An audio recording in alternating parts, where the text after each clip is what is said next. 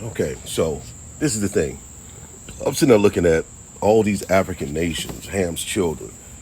And what they're doing is they're telling us that we need to hurry up and come back home, and we need to go back to those areas where a lot of our people scared of in 70 AD. Well, first of all, let me explain something. You have, what, thousands of Africans here from Ham? And why aren't you asking your people to come back? Because we're actually natives of the Americas. In 70 AD, we ran out of what you would call Israel, which is at the top of Africa, the northern part, and we ran into what you would call Europe. That's why we ran all of Europe for the most part. And we were called the Moors. And we're all the indigenous people of the what you would call the Americas. When you read Second Esdras, you'll learn that we came to what you call Azareth. It's called Temeru, Azareth. It was called Turtle Island. And this whole continent was called the Atlantis, a peninsula, but they put a P on it, which is peninsula. So it was called it was called Atlantis Peninsula. That was what you would call South America, North America, Canada, Texas, all these different areas. And so when they're calling us to come back, you understand, to a land that is not ours. The hot lands were given to Ham. The cold and hot lands was given to Shem. That's our people.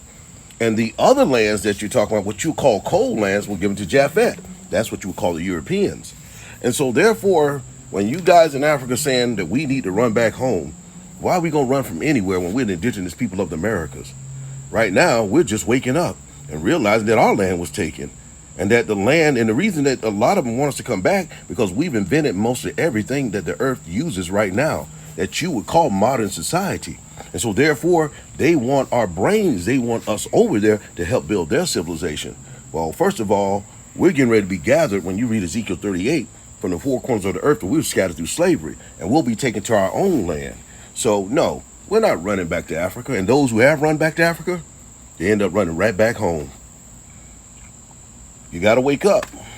Stop running down to a place where the Lord brought you from. He said, I was going to take you into the wilderness and nourish you for a time, and a time and a half. And folks, this is the wilderness. And so therefore, you understand the punishment that we've gone through is because our Father in heaven ordained it. But now that punishment is almost over. Not only are we waking up the other nations to who we are.